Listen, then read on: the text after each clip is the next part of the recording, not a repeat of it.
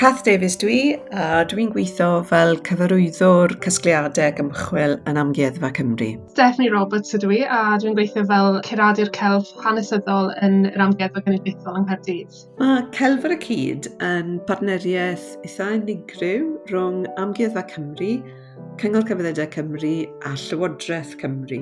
Roeddwn i gyd wedi bod yn paratoi y prosiect ers llynedd, ond wrth gwrs eleni yn y Gornwyn, roedd rhaid i ni ail-feddwl sut o'n i'n mynd i mynd ati i gyfleu Celf ar y Cyd. Nath e digwydd rili fel ymateb i argyfwng Covid. Mae'r casgliad celf sydd gyda ni yn yr amgueddfa, mae fe'n eiddo i bawb yng Nghymru, ond falle bod y teimlad na o perchnogaeth ddim hynner mor gryf a beth dyle fe fod. Felly, oedd y meddylfryd tu ôl sawl un o'r prosiectau oedd i symud y llais curadigol o y grŵp bach yn yr amgueddfa, felly symud e mas i bobl dros Cymru yn cymunedau wahanol ledled Cymru.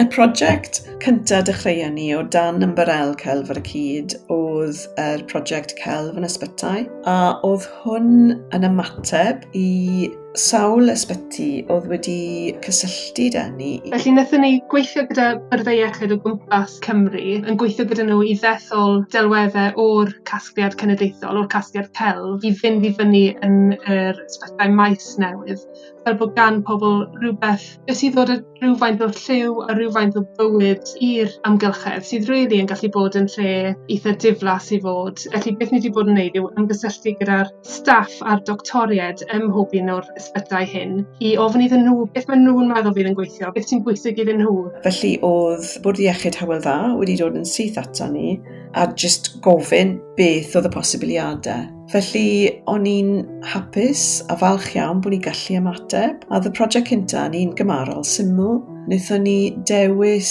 rhyw 20 o luniau, tirluniau gan artistiaid o'r ardal neu tirluniau o'r ardal, pethau oedd yn gallu cynnig cysur i staff ac i cleifion oedd yn dioddau yn yr ysbyty maes.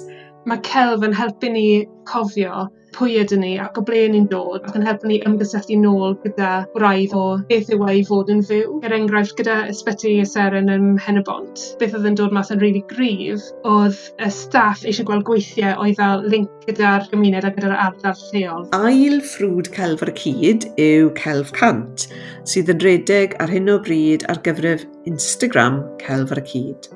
Beth yw yn y bôn yw cyfleu'r cyhoedd i gyradu arddangosfa ei hun. Felly yn lle bod ni fel curaduron yn dewis detholiad o weithiau celf, yn gyfle i'r cyhoedd i ddweud wrthyn ni beth sy'n bwysig iddyn nhw a pa weithiau celf sydd o'r gandyn nhw. Oedd yn bwysig iawn mai prosiect digidol oedd hyn, achos yn amlwg dyn ni ddim yn gallu mynd i fewn i'r amgueddfa ar hyn o bryd, felly does na ddim gysylltiad uniongyrchol gyda'r casgliad gyda ni rhagor. Felly mae'r prosiect ar Instagram @Celf ar y Cyd, a fyna gewch chi weld detholiad o 100 o weithiau celf. Felly be wnaethon ni oedd ddewis cymysgedd o weithiau oedden ni'n gwybod sy'n boblogaidd dros ben, a oedden ni'n gwybod sy'n ser y casgliadau, ond hefyd cymysgu nhw i fyny gyda gweithiau sydd falle yn llai gyfarwydd. A beth ni'n gwneud yw ni'n gofyn i'r cyhoedd i fori trwy'r weithiau celf ar Instagram ac i bleidleisio am a weithiau celf sydd o'r ganddyn nhw. A'r bwriad wedi'r pleidlais yma yw bydd gennym restr o 30 o darnau celf yma. A bydden nhw'n cael eu arddangos yn yr Amgueddfa Genedlaethol yng Nghaerdydd ac hefyd yn oriau eraill o gwmpas Cymru.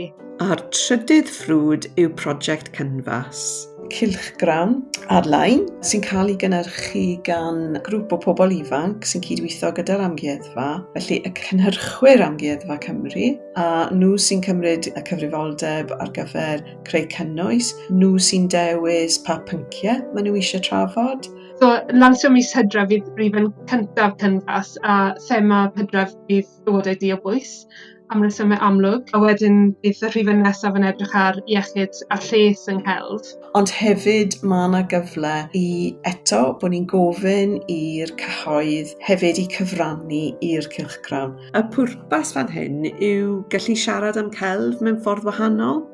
bod pobl gallu symud tu hwnt i'r wal curadigol, i'r wal yr amgueddfa, a siarad yn y ffordd maen nhw'n teimlo cyffwrddus, falle ymateb mwy personol am y celf, falle herio, gofyn cwestiynau mewn ffordd sydd ddim cweit mor traddodiadol. Felly ewch ar Instagram, Celf ar y Cyd, pleidleisiwch am eich hoff darn o gelf a cadwch olwg hefyd ar wefan AmGeddfa Cymru am fanylion am ein cylchgrawn ar-lein canfas.